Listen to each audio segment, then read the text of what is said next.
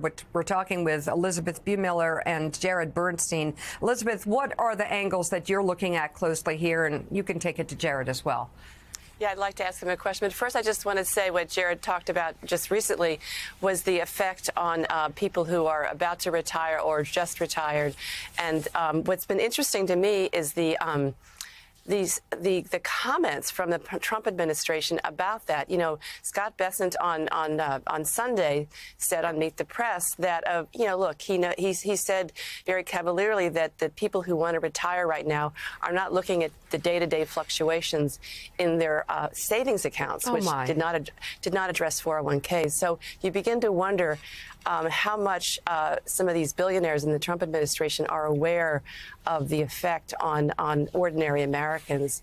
Similarly, you know, Howard Lutnick, the Commerce Secretary, said his mother-in-law was not concerned about should her Social Security check not turn up in 1 month. So that is interesting to me that they're just discounting this turmoil that is terrifying a lot of people, particularly people who are about to retire or are retired and depending on income from their investments. The other question I would have for Jared Bernstein is, what is this is a big question.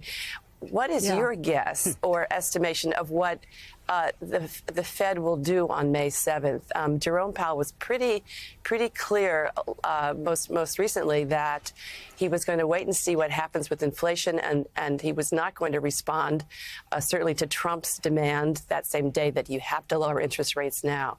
So that's the question. Are we going to know enough on May 7th for the Fed to act in any way? Elizabeth, I will answer that excellent question. It's something I've been writing about, so I'm happy to speak to it. But first, let me just say, I think I speak for a lot of people when I say I am just sick to death of billionaires telling regular people not to worry about what these incompetent people are doing. All right? I mean, I just think that if you're a billionaire and you're sitting there while the market is in correction territory and 60% of middle-class people about to retire are watching their 401ks, don't tell them not to worry about it, okay? Just don't. Okay, now, sorry, a little bit of a rant, but I feel very deeply about that, and I'm sure that resonates with many folks. Now, in terms of the Fed, they have a real challenge here because, yes, if it was the market, the economy, all this turmoil and uncertainty, an interest rate cut would be something that we'd probably expect. In fact, especially since that's kind of the direction they've been going in anyway. But there's a new problem. Tariffs are a particular challenge for the Fed because they do two things. They slow growth, but they raise prices. OK, that's stagflation. The Fed has a hard time cutting interest rates, especially a Fed that's nervous about inflation getting back to its target.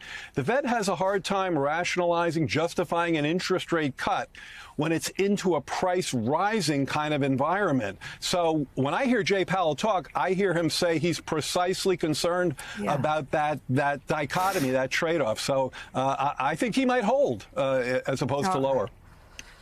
So I got to ask you now, if you could, please, to respond to an attempt to spin this.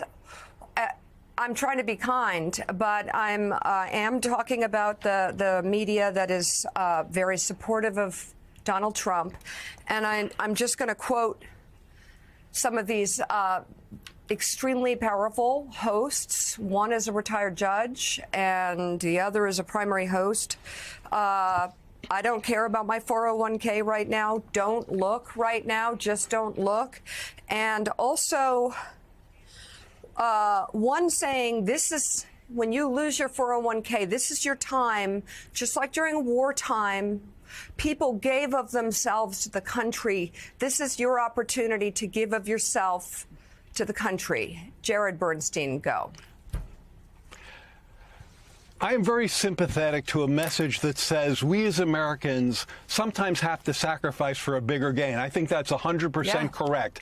That is not this. That is not this moment. This is Trump. You just heard the man stand up on the podium and say, every country is calling me and kissing my butt.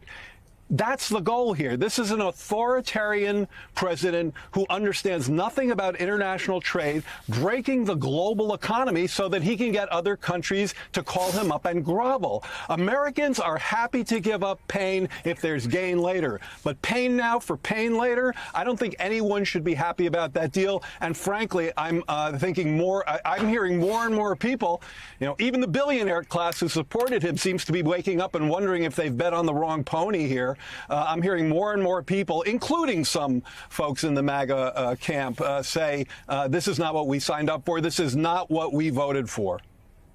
Yeah, it's the MAGA voters across the country that one might be most worried about because what you're saying, we're hearing from the Wall Street Journal. We're hearing from the National Review. We're hearing from some Republican senators. There are concerns about this. There are more concerns than there is support. And as you said, it appears the support are those who are in some way benefiting from this or under the president's thumb. I haven't found positive support that isn't in some way connected to Trump directly.